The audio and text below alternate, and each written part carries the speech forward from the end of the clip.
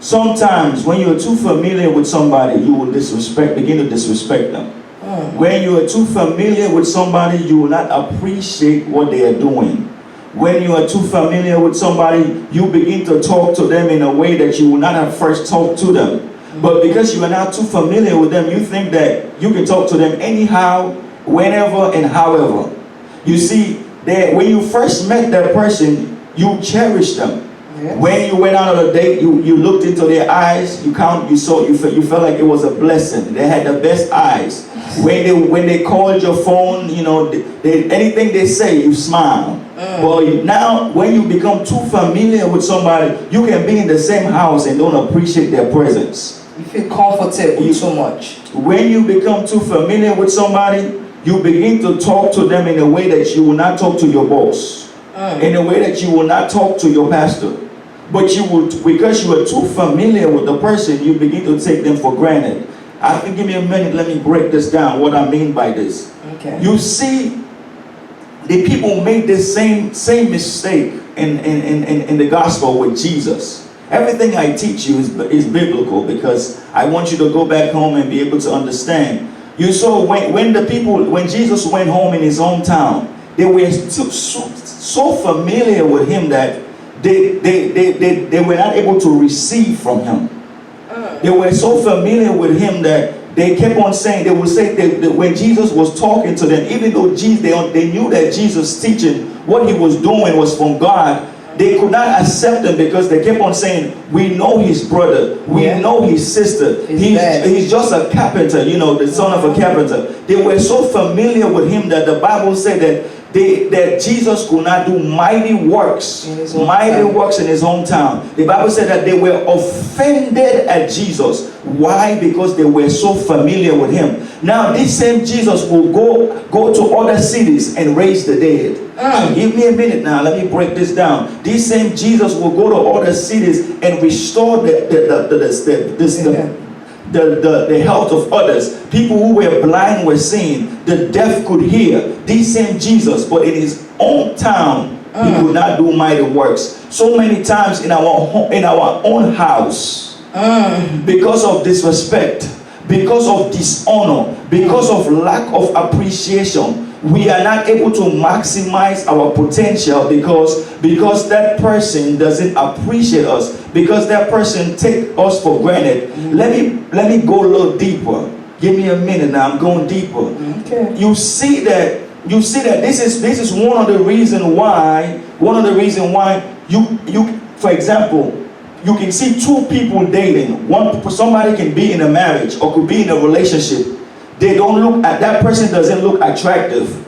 That person look like they're a failure. That person look like nothing is working in their life. The reason why possibly that is going on is that it's because the person that they are with doesn't appreciate them. It's because the person that they are with take them for granted. It's because the person they're with doesn't accept them to be themselves. So now, when that person goes and meets somebody else, that same person, all of a sudden their appearance change. Jesus. When they are loved correctly, all of a sudden that person, they begin to do things that you didn't even think that they could do. They begin to do the impossible. All of a sudden that same person who was broke, who maybe may have got fired from a job or could not get a job, that person begin to start their own business. All of a sudden that person who did not look appealing, all of a sudden that person is fine, they are attractive. Why? Because they are being loved correctly. They are able to do mighty works outside of the home. Sometimes as men and women, even when you are in a marriage, when you are at the job, everybody celebrates you. When you go to amongst your friends, everybody appreciates your knowledge. When you are in the church, everybody appreciates who you are and what you bring to the table. But when you go home, because of the familiarity, because of dishonor, because of people taking you for granted, you are not able to that person is not able to bring the best out of you because they are not allowing you to express yourself. So this issue of lack of appreciation, it's due to familiarity and also due to dishonor and disrespect and taking somebody for granted. Yes, yes, yes. That's a good teaching, Pastor Micah. Yes, yes. Don't take your partner, don't take your spouse for granted. Appreciate them.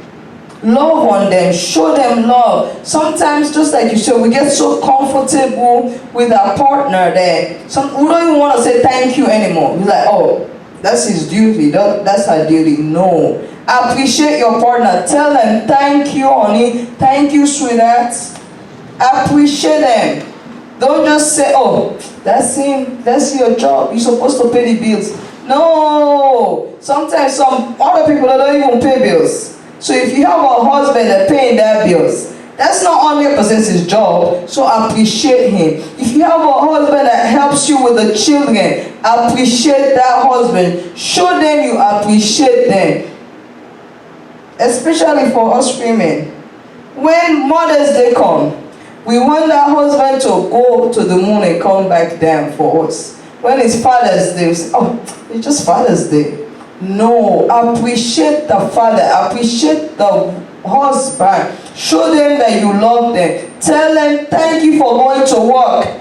Because to be honest, not all husband goes to work. So if you have one that goes to work and clock in, you better appreciate that husband. You better show them that you love and appreciate them. Show them respect. Don't talk to your husband anyhow. Respect your husband. Show them that you love them. Treat your husband like a king. Let me go a little bit to my African ladies. You know, in us African ladies, we have the special plates that we save. Like, oh, this is when the pastor comes. Or this is when stranger comes and visits me. I take out the plate, I take out the cup.